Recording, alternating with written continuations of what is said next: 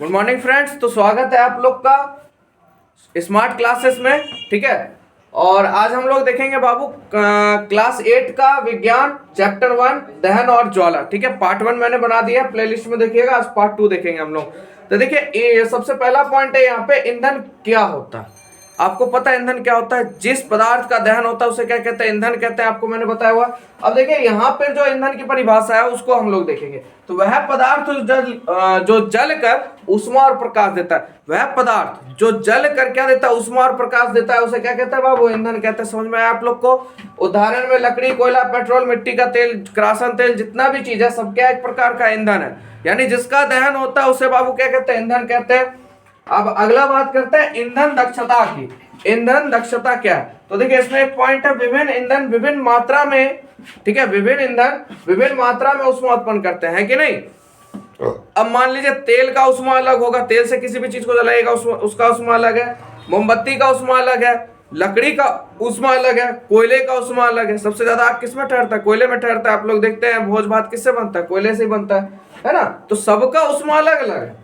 देखिए किसी ईंधन के 1 किलोग्राम के पूर्ण दहन से प्राप्त ऊष्मा की मात्रा को ईंधन का क्या कहते हैं बाबू? ऊष्मीय मान कहते हैं। ईंधन का ऊष्मीय मान, यानी 1 किलोग्राम कोई भी ईंधन है उसको जलाने के बाद उसमें कितनी ऊष्मा उत्पन्न हुई, उस चीज को मापा जाता है। किसमें?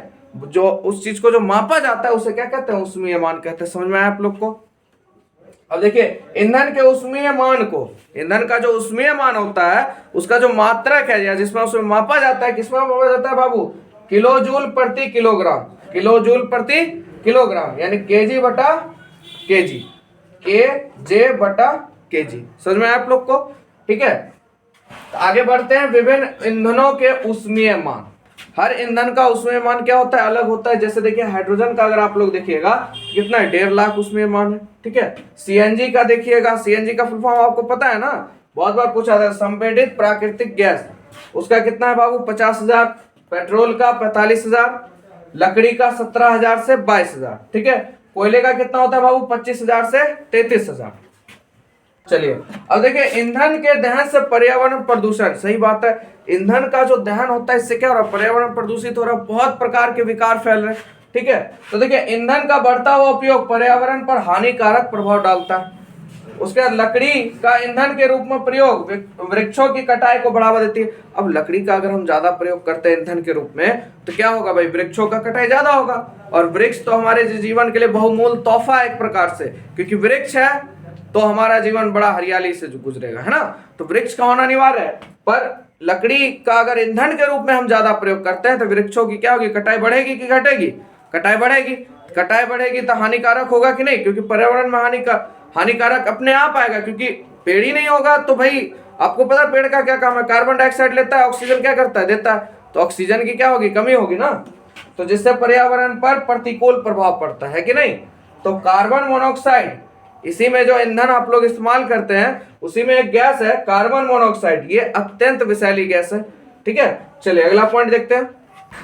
चलिए बाबू, तो आपको मैंने बताया था कार्बन मोनोऑक्साइड क्या? बहुत जहरीली गैस है।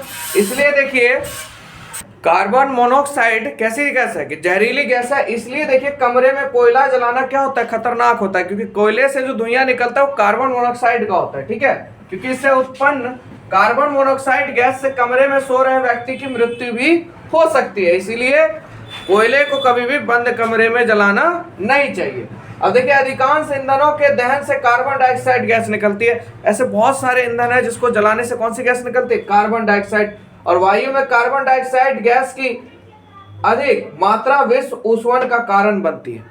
यानी कार्बन डाइऑक्साइड की अगर मात्रा ज्यादा मात्रा में बढ़ेगी, ठीक है, तो किसका रूप ले लेगी? विश्व ऊष्मन, यानी ग्लोबल वार्मिंग का वो क्या होता है? कारण हो जाएगा। ठीक है, तो पृथ्वी के वातावरण के तापमान में वृद्धि क्या कहलाता है? विश्व ऊष्मन कहलाता है, यानी ग्लोबल वार्मिंग। कब? जब पृथ्वी के वातावरण में तापमान में क्या होता है? वृद्धि होता है। ठीक है, तापमान गर्म होगा तो हिमालय जो पर्वत है वो क्या होगा? पिघलेगा।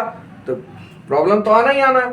अब चलिए आगे। विश्व ऊष्मन से ध्रुवों पर बर्फ पिघलने लगता है। देखिए है ना, विश्व ऊष्मन से जब ग्लोबल वार्मिंग होगी तो जो बर्फ है वो क्या होगा? पिघलना शुरू होगा, जिससे समुद्र का जो जल स्तर है बाबू वो क्या होगा? बढ़ेगा। पानी की मात्रा, बर्फ पिघलेगा किसमें बदलेगा? पानी में। पानी में बर्फ बदलेगा, बर्फ जो है पानी बना, पानी से क्या, पानी बह के कहाँ जाएगा, समुद्र में। तो समुद्र में जाएगा तो क्या होगा, समुद्र का जल स्तर क्या होगा, बढ़ेगा, है ना। और तटीय क्षेत्र जो होगा बाढ़ ग्रस्त हो जाएगा। पानी का लेवल जैसे ही बढ़ेगा तो अगल बगल के जो क्षेत्र होंगे बाढ़ से क्या हो जाएंगे, ग्रस्त हो जाएंगे। ठीक है। क्या पॉइंट है बाबू, कोयला, पेट्रोल और डीजल, इसके दहन से सल्फर डाइऑक्साइड यानी SO2 और नाइट्रोजन के ऑक्साइड मुक्त होते हैं। ठीक है। किस किस चीज से, कोयला, पेट्रोल और डीजल का अगर दहन होता है तो क्या होता है, सल्फर डाइऑक्साइड और नाइट्रोजन ऑक्साइड क्या होता है, मुक्त होता है। ठीक है। जैसे वायु में वर्षा जल के साथ मिलकर क्या करते हैं, अम्ल बना लेते हैं ना। ये जो आपका कोयला, पेट्रोल और डीजल जो जलता है इससे क्या मुक्त होते हैं, SO2 सल्फर डाइऑक्साइड और नाइट्रोजन के ऑक्साइड मुक्त होते हैं। तो ये क्या करते हैं, ये गैसें वायु में वर्षा जल के साथ मिलकर क्या करते हैं, अम्ल बनाते हैं यानी एसिड बनाते हैं, एसिड का रूप लेते हैं। और ऐसे ही वर्षा क्या कहलाती है, अम्लीय वर्षा कहलाती है यानी एसिड रेन। समझ में आया आप लोग को। अब अम्लीय वर्षा जो होगी वो फसलों, भवनों और मृदा के लिए क्या होती है, बहुत हानिकारक होती है, क्योंकि अम्ल का ज्यादा वैल्यू बढ़ेगा, अम्ल की मात्रा ज्यादा बढ़ेगी तो फसलों को नुकसान, मृदा को नुकसान, और जिस भवन पे जाएगा वहां नुकसान। आपको पता है ताजमहल का रंग पीला क्यों होता जा रहा है, ऊपर का जो व्हाइट मार्बल था क्यों होते जा रहा है, अम्लीय वर्षा के कारण। ठीक है। चलिए, तो आजकल मोटर वाहनों में ईंधन के रूप में डीजल और पेट्रोल का स्थान किसने ले लिया बाबू, CNG ने, यानी संपीड़ित प्राकृतिक गैस ले रही है। आप देख रहे हैं सब CNG से चलने लगा है, आपको दिल्ली में गैस से चलता हुआ नजर आएगा। इससे क्या होता है, इससे ईंधन यानी धुएं की मात्रा क्या होती है, कम होती है, जो वायुमंडल को फ्रेश रखता है, ज्यादा हानिकारक नहीं पहुंचाता है। ठीक है। तो आप लोग समझ गए, और प्रयास में आप लोग भी ज्यादा से ज्यादा पेड़ लगाइए, वायुमंडल को स्वच्छ रखिए, ताकि आप भी स्वस्थ रहें और स्वच्छ रहें। ठीक है। तो ये हो गया आपका चैप्टर 1 खत्म। अब आप लोग से मिलेंगे चैप्टर 2 में। ठीक है। तो वीडियो अच्छा लगा तो बाबू आप लोग लाइक ठोक दिया कीजिए। ठीक है। चैनल को सब्सक्राइब करवा दीजिए, थोड़ा मेहनत कीजिए सर के लिए, और दोस्तों में जरूर शेयर किया कीजिए। ठीक है। मिलेंगे आप लोग से नेक्स्ट चैप्टर में।